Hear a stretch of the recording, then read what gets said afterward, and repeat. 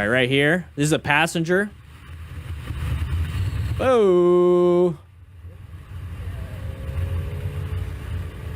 So right here, we're the passenger of this motorcycle rider in this group. So you can kind of see it at the very tippity top. That right there lets you know kind of the idea of what's happening, okay? So we're staggered. Very good staggering of everything going on here. So now they're not staggered. So why are they not staggered anymore? So what's the point of being staggered, guys? What's the point of being staggered? So we're like this. So we're staggered. So if at any point there's an object in the path of travel, let's say this vehicle right here. So there's like something right here. So we're riding, they can do this and then get back in their spot. They can do this and get back in their spot. That's the reason for being staggered. Okay, if you're side by side and there's an object right here and you do this, you're gonna hit the other rider. So that's why you're staggered. So you can almost do this if you needed to, and nobody's gonna collide with each other. So if you notice that there's somebody not staggered up ahead, and they moved out of the way quickly and abruptly, there's possibly something in the path of travel. And this is where, like I said, having a Bluetooth system, guys, if you all have the Cardo Pack Talks and the Slims or whatever, this rider right here can talk to the passenger, and both of these can talk to that person and the person over there and the person over there. You can connect quite a bit of people to the system. And that way, the person up front that said, hey, there's an object in the road, it gets relayed to everybody so that you're able to see and know what's happening. They're like, hey, there's a board in the road on the left side. So then everybody on the left side moves over to the right and nobody gets hit. So right there, that's one of the big problems when you run over something. It can launch it up. So thankfully, it didn't just move over a couple inches. You know, it could have hit that driver or the rider of the bike and then now dumps two people. If you can't move out of the way of something, and you have to run it over. You learn this in class. You lift your butt up and blip the throttle. It moves that suspension up just a little bit in the front so that it goes up and over. But then since it goes up and over, it hits that back end, and that's why you lift your butt. Very good. All right, intersection, yellow. No, it's green. Now it's yellow. Oh, side of the vehicle, side of the vehicle, side of the vehicle. Good braking.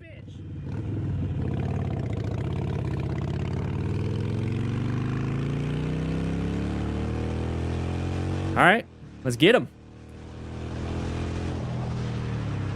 Just kidding. Don't do that. Don't do that. She probably did not even realize, or she's embarrassed. Fucking ran a red light.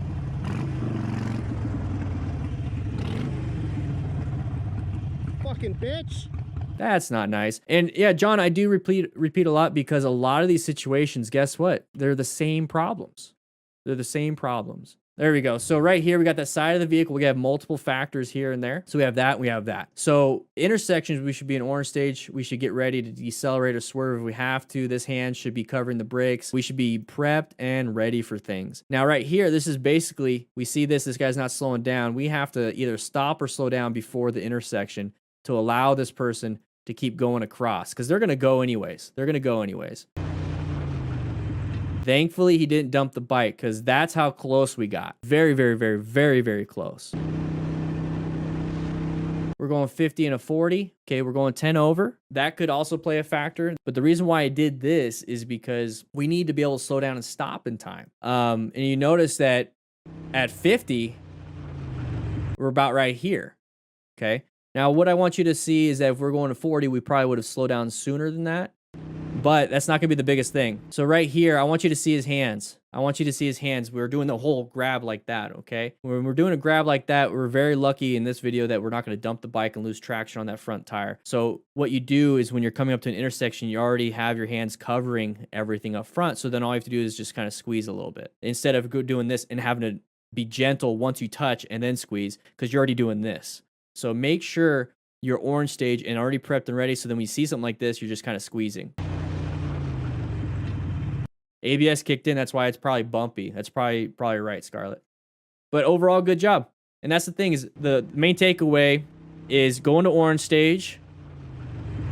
And all you have to do is slow down enough to allow that vehicle to go. Thank you so much for Cardo for sponsoring this channel. Make sure you click the link in the description. It will automatically apply a discount. And it's an amazing product. I love it very much. Anyways, check them out. Links in the description. All right, night riding once again.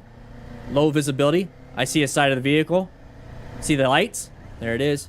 Good swerve. Whew.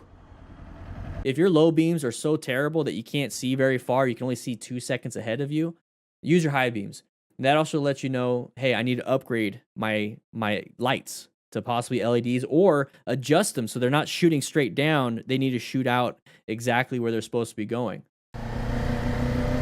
So right here, you kind of see it.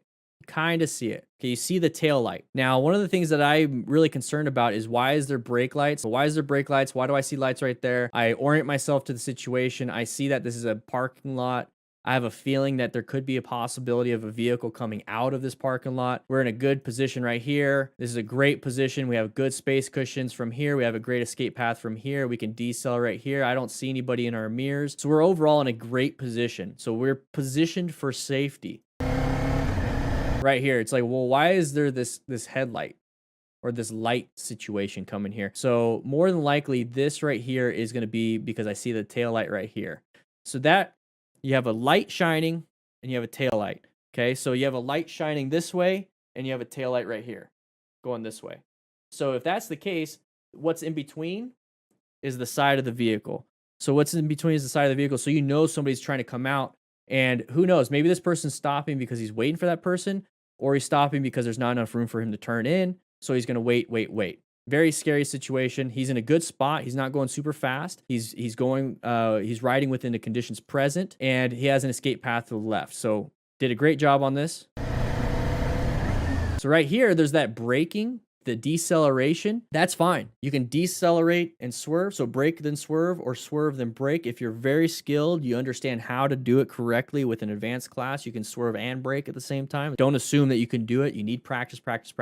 Same thing with the normal swerve and normal braking. Me, I like to swerve and juke things. If something's coming at you, you don't just stop. You have to juke and swerve and go around things so you don't get hit. That's what I grew up with. So as soon as I see something like this, I will probably brake as a natural response, but knowing split second, because time kind of slows down, is that you need to get out of the way, because this is a path of travel. He's going to be like right here, and you have to get out of there. Thankfully, he positioned himself for safety. Imagine if he was over here in lane position 3 earlier and had to do a crazy swerve.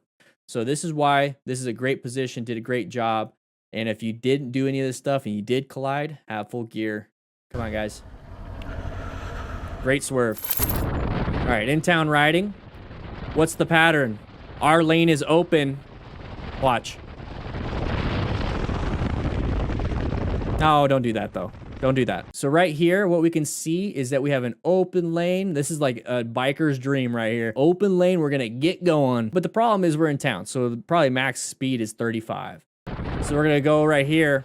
Now, here's the thing. This person is stuck behind a Prius. Nobody likes to be stuck behind a Prius. So this person also recognizes, hey, that's an open lane. I could be in that lane if I wanted to. So when you see this pattern of a vehicle, maybe another vehicle, and then we got this vehicle closest to us, and our lane is completely open, always assume that somebody's going to want to get in there. So what do? Well, I always say stagger yourself, but a lot of people are like, well, if I stay back here, then I can never get going. Once if they slow down, I got to slow down too. No.